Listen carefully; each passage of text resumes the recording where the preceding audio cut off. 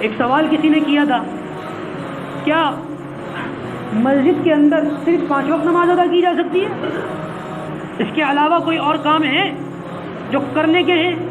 اگر کرنے کے ہیں تو سب سے پہلا کام کون سا ہے نماز کے بعد جو کرنے کا ہے؟ دیکھیں بھائی، ہمارے لیے جو آئیڈیل ہے وہ مسجد نبوی ہے، نبی اکرم صلی اللہ علیہ وسلم کی مسجد جو مدینہ میں تعمیر فرمائی. اور میں نے جیسے بتایا کہ 13 سالہ مکی دور میں مسجد تو تعمیر نہیں ہو سکی، لیکن مدینہ کے اندر جا کر کے مسجد تعمیر فرمائی گئی. اگر ہم مسجد نبوی کی تاریخ کا مطالعہ کریں تو ہمیں پتہ چلے گا کہ نبی اکرم صلی اللہ علیہ وسلم نے اس مسجد کے اندر باقاعدہ اس مسجد میں 5 وقت کی نماز صرف نہیں ہوتی تھی، صرف جمعہ نہیں ہوتا تھا، وہاں باقاعدہ غریبوں کی امداد بھی کی جاتی تھی، رفاہی کام ہوتے تھے. کوئی غریب صحابی آتے تھے، وہ اپنے منہ سے تو سوال کرتے نہیں تھے، مگر اللہ کے رسول صلی اللہ علیہ وسلم ان سے کہہ دیا کرتے تھے کھڑے ہو کے نماز پڑھو. خطبے کے بیچ میں ایک صحابی سے کہہ دیا کھڑے ہو کے نماز پڑھو.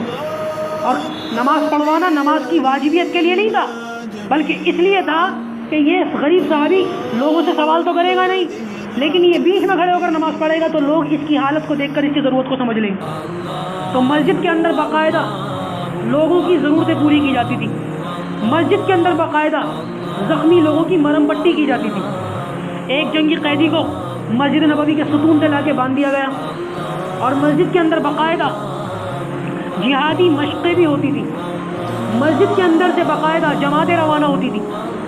مسجد نبوی ایک وقت میں مسجد بھی تھی، خانقاہ بھی تھی، مرکز بھی تھا، عدالت بھی تھی، اور جنگی قیدیوں کے لیے مرہم پٹی کا علاج اور معالجے کا وہاں پر سلسلہ بھی تھا. لیکن یہ یاد رکھیں کہ بہت سے کام ایسے ہیں جن کو مسجد کی حدود میں نہیں کیا جا سکتا. بہت سے کام ایسے، میں پوری ذمہ داری کے ساتھ یہ بات کہہ رہا ہوں. جنازے کی نماز مسجد کی حدود میں ہوتی ہے، باہر ہوتی ہے؟ آپ لوگ پڑھتے ہو، کہاں ہوتی ہے؟ امام کا یا مسجد مؤذن کا جو حجرہ ہوتا ہے وہ کہاں ہوتا ہے؟ مسجد کی حدود میں نہیں ہو سکتا، اس لیے کہ انسان بشر ہے اور اس کے ساتھ ضرورتیں لگی ہوئی ہیں. اور بہت سی چیزیں ایسی ہیں جن کو، دیکھو میں آپ کو بتاؤں، مسجد کے 2 حصے ہوتے ہیں، ایک ہوتا ہے داخلی، ایک ہوتا ہے خارجی. ٹوائلٹ مسجد کی ضرورت ہے یا نہیں؟ نمازیوں کے استعمال میں آتی ہے، لیکن اس کو داخلی حصے میں تو کوئی بھی شامل نہیں کر سکتا، وہ ضرورت خارجی حصے میں پوری کی جاتی ہے. وضو یہ نمازیوں کی ضرورت ہے، لیکن اس کو داخلی حصے میں نہیں رکھا جاتا، خارجی حصے میں کیا جاتا ہے. اسی طریقے سے دوسری ضرورت کی جو چیزیں ہیں وہ خارجی حصے میں کی جاتی ہیں. یہی وجہ ہے کہ علماء نے لکھا کہ جب کسی مسجد میں جماعت ہو جائے، جماعت سے نماز ہو جائے، اور کچھ مسافر بعد میں آئیں اور وہ چاہیں کہ ہم اپنی دوسری جماعت سے نماز پڑھ لیں، تو ان کو بھی یہ مسئلہ ہے کہ مسجد کے داخلی حصے میں دوسری جماعت نہیں کر سکتے، وہ بھی داخلی حصے میں نہیں بلکہ خارجی حصے میں کریں گے. اور یہ بات بھی یاد رکھیں کہ مسجد تحت الثری تک اور 7ویں آسمان اوپر تک مسجد ہی ہے. مسجد کا اوپر کا حصہ وہ بھی مسجد کا داخلی حصہ شمار ہوتا ہے، وہ مسجد سے خارجی نہیں سمجھا جاتا. اس لیے وہ کام جو خارجی حصے میں کیے جاتے ہیں وہ بالائی حصے میں نہیں ہو سکتے، جنازے کی نماز اور اس طریقے کی کئی چیزیں. بہرحال اگر مسجد کے اندر 5 وقتہ نماز کے علاوہ کچھ اور کام کیے جا سکتے ہیں تو کون سا کام کیا جائے؟ لکھا کتاب کے اندر سب سے پہلا کام، انشاءاللہ عزم کریں گے ہم سب، سارے عزم کریں، 5 وقتہ نماز کے علاوہ مسجد کے اندر سب سے زیادہ جو بڑا اور سب سے پہلا کام ہے وہ ہے اجتماعیت کا کام، لوگوں کو جوڑنے کا کام، جماعتوں کے روانہ ہونے کا کام، جہاں سے دین پھیلے، جہاں آ کر لوگوں کو دین سکھایا جائے، جیسے ہمارا مرکز نظام الدین ہے. اس طریقے کی چہل پہل ہونی چاہیے. اس کے علاوہ تہجد کی نماز بعض اوقات مسجد کے اندر ہونی چاہیے.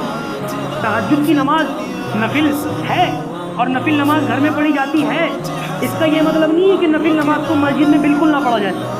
کبھی کبھی کچھ نمازوں کو مسجد میں پڑھ لینا چاہیے جس سے مسجدیں آباد ہوتی ہیں. مسجد کے اندر ایک دوسرے کی خیر خواہی کا کام ہونا چاہیے.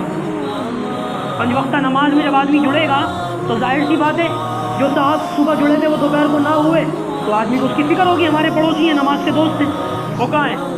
اور اجتماعیت ایسا کام سب سے زیادہ اسلام کی اشاعت کا جو کام ہوا ہے وہ مسجد سے ہوا ہے.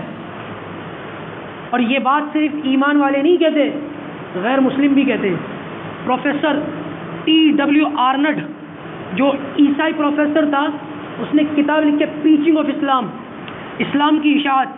اس نے خود اس بات کا اقرار کیا کہ پوری دنیا میں جہاں جہاں اسلامی آبادی ہے، مسلمانوں کی بستی ہے، وہاں اسلام کے پھیلنے کا اور اشاعت کا ذریعہ جو چیز بنی ہے وہ مسجد بنی ہے.